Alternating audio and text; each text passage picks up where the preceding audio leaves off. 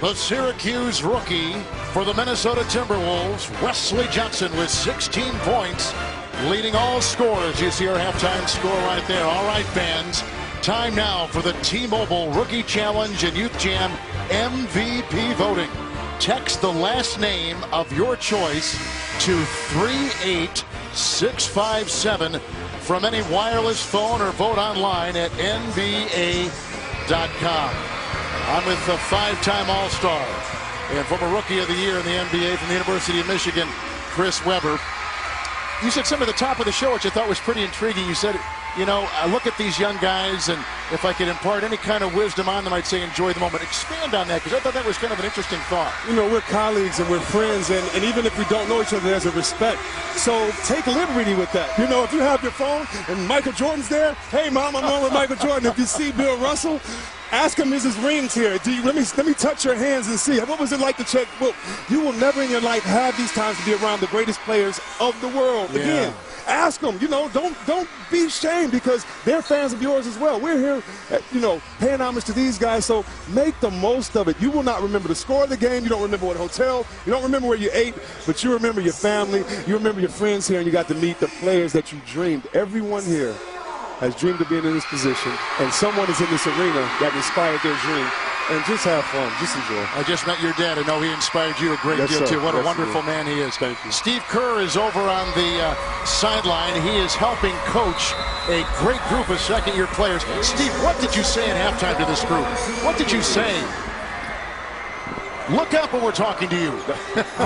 I'm trying to hear what you're saying. Say, what is that idiot blabbering over there again? Did you tell DeJuan Blair to score more? Is that what you told him? Well, we talked a lot about pick and roll coverage. We're going to blue the sideline, try to zone up on the weak side, and really ratchet up the intensity. Well, I can see that. That's good. Kevin, what'd you tell your rookies over there at halftime? Are you talking to me or still talking to Steve Kerr? I've got with Steve Steve. Kerr's not listening to you. I'm just telling you right now. No wonder why I'm 7-0 against the guy. Holy cow. What'd you tell the rookies at halftime? I said try a little bit of defense. Just, you know, just a little bit of defense would help a little bit. And no, they're out there. They're out there having a good time. But we're already here. We said, hey, let's win the game. Let's get it up and down. John Wall's doing a great job of distributing, and just find the open man and move the ball. Steve, 0-7 against McHale. How can you live with yourself? I'm trying to figure out where those numbers came from. Is that really accurate? It is, yes. I've got it right in front of me in black and white. 0-7. I just don't believe it. Hey, Kev, Kev and Steve, both of you guys, as we see DeJuan Blair go, I've never been in that coaching position that you guys have, the GM position. Does today kind of give you guys that feel of what it was like on the bench and all, a little bit of it? I know it can't be that intensity, but any feelings, you know, guys not listening to you or turnovers, bad plays? I tell you what, the guys not listening very well. Gave me that feeling today, C-Web, was all the Carmelo talk. That's mostly what it is. Because I remember last year we were kind of dealing with all the stuff with Amari about the same time, and you know that as a GM, that's a tough position to be in when you're dealing with such a great player in the future of your franchise. That's tough. I believe that. Oh, that's good stuff. Blair is tearing up. Thank you, guys. We'll be with you momentarily. Taj Gibson for 3. And Blake Griffin only played about 6.5 minutes in that first half, obviously watching his minutes tonight. He's going to play. He's going to see some time, but he's got 2 more full nights of activity. I was going to say, he needs to take his time. He has to entertain the whole NBA nation, and we want 72 hours, not just a quick fix for today. So, yeah, he definitely has to save his energy, but I guarantee he's going to give us some more highlights before he takes a rest. Look at Blair. I mean, last year he was terrific at 20 and 20. Now he's passing. He's got 20 points already. He's having incredible dunks. Curry and picked up by Cousins. That's one part of the All-Star game people don't talk about. Whether you're an All-Star for the first time or you're in this rookie game, you take this momentum into the season. Whether you're a leader, whether you say, wow, my hard work paid off, you believe in yourself, maybe your confidence is now contagious in that locker room. But I have not seen a guy yet become an All-Star and not take that into the second half of the season. And Blake Griffin the other way.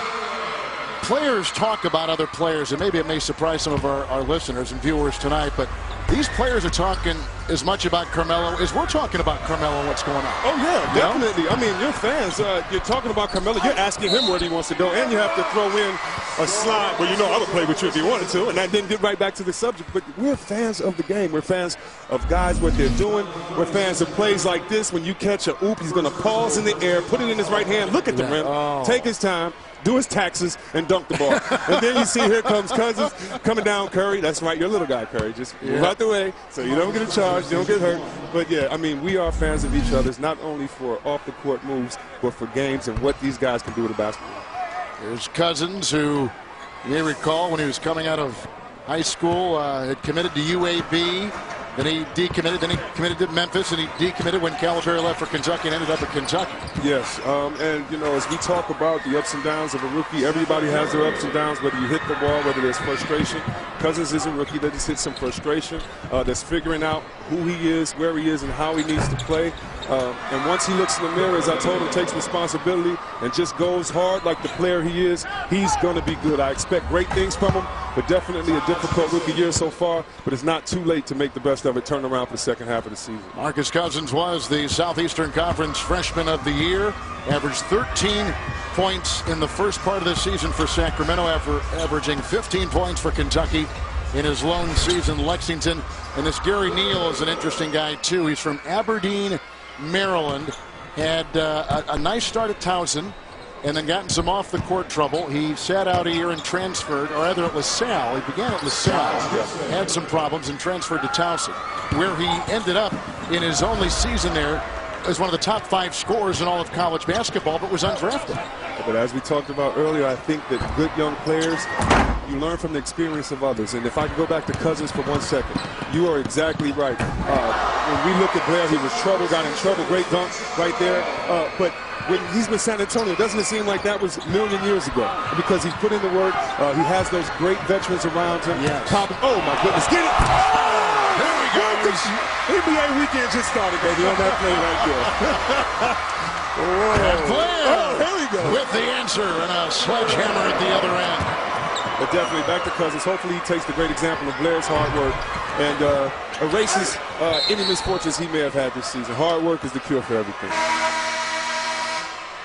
Boy, we've seen some acrobatics. It is a circus inside the Staples Center. Griffin has just put in his 5th dunk, 12 points. He's only played 11 minutes, but he has been flying all over the gym tonight. He's been flying, and I'm with you. I'm not worthy either, Stotty. I'm not worthy either. Oh, well, go. Teach me how to wall it. Teach me how to wall it. Teach me how to wall it. Teach me. Move it. Move it.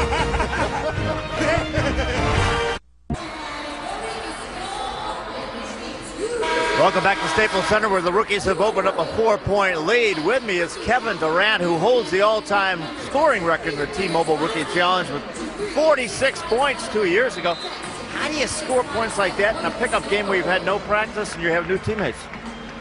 There's no defense being played, so it makes it a little easier. You had great point guards on your team, too, so I'm sure these guys are having a lot of fun. Who has impressed you in this game so far tonight? Drew Holiday, John Wall, of course, Blake Griffin, DeJuan Blair. Everybody's playing well. It's fun to watch.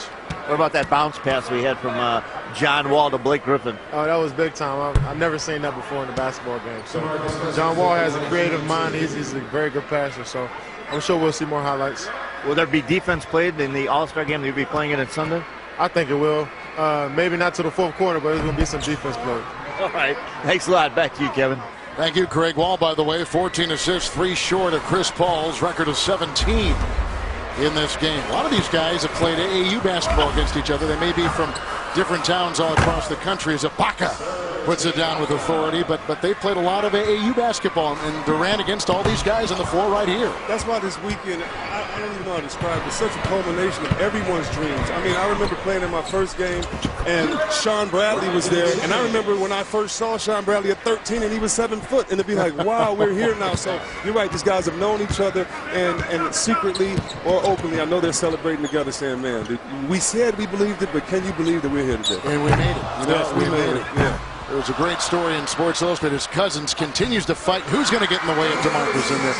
There's a great story in SI about 10-day contracts that was done last week, and about this kid who had played college ball and went overseas and was in the developmental league and trying to get that chance to wear the uniform. He said, be in the league. And these kids don't take that for granted, especially when here's Griffin. These kids don't take that for granted whatsoever. When you make it to this level, you know you're among the best anywhere in the world. That's right, and if for one day you can pat yourself on the back secretly and thank God and say, hey, I earned it, they did earn it. It takes a lot of hard work to be an all-star. I cannot tell you how many players I knew that I grew up with, that I was in the NBA, and they were better than me. That's right, there are guys on this floor that are better than these guys. I mean, we're all blessed to be in this position. These guys know that today. Hopefully they're celebrating it with some good dunks. Hopefully he gives us one right here. Ah, that finger roll. He's I think he's a little tired out there right now. Look at him. He's played 19 minutes already. Take a look at our score. We're about 7 minutes into this 20-minute second half as Jennings misses. And here comes Drew Holiday. You know, we're talking about other teams and games. We can tell you as we take a look at the upcoming national TV schedule and the NBA TV tomorrow, 5 o'clock Eastern time slot. The D-League All-Star game presented by the great folks at Sonosite. And then ESPN Wednesday, 7 o'clock Eastern. We got the Thunder and the Spurs, the Clips in New Orleans. The next Sunday, Lakers in Oklahoma City, which is a rematch of that terrific early round game they played a season ago. And the Lakers have been the big story in the NBA as they've lost 3 in a row going into this break. And a lot of people think they may look at a trade, although Mitch Kupchak has come out and said we're probably going to be standing on the sidelines watching what the rest of the league does. Yeah, oh my goodness, that's a great miss right there by Johnson as we look at it. But, you know, the Lakers have been the story as Monroe follows up right there. You know, the Lakers are intriguing. I mean, every year, if we're very honest about the Lakers basketball fans, they're nonchalant. They turn on the light, they turn off the light. It seems like they turn it on whenever they want, which is the #1 rule of what not to do in basketball. Well, because they've kind of proven that they can do this theory, I don't know who they are right now. I don't know if they're the team that's waiting to turn it on. And they may not know who they are. They may not. You know, they may not. Is Bynum healthy? Is he ready? What is Matt Barnes going to do when he comes back? Is Artest that problem in the locker room? Is Fisher getting too old? So a lot of questions, but I know one thing. I know the more times you doubt Kobe, the more times you ask questions, I know he's usually answered most of those questions. So that's one thing they can all put their hopes on, is that man and his will to win. Well, he remains a central figure in this league, even at 32, 33 years of age. And a nice glide-in right there by Eric Bledsoe, who was drafted by the Thunder and then was traded, his rights traded to the Clippers. He was picked number 18 out of Kentucky, a program that there's Ibaka cleaning up. Kentucky had 5 first-round selections, which is incredible. It is. If I could just digress for 1 second. Ibaka can't be in the dunk contest laying it up in the All-Star game. He's 7 feet tall. We're going to get you, Ibaka. Me and JaVale are definitely going to get you for laying it up. But, yeah, so back to what you were saying. I'm sorry. I got caught off guard. No, get it off your chest. That's good. We can do that here. Definitely. The Kentucky guys are really good. And one great thing about it, one of the guys said to me, we would have got you guys in Michigan. That's what I'm talking about. He knows he's crazy. He knows he's out of his head. What are you talking about? There's not even seniors in college right now. I'd pay for that game. Them. Yeah, I would pay to watch that game. But that's the junk talking that you love doing. That'd be good, yeah. These yellow shoes, Kevin McHale, I don't recall you ever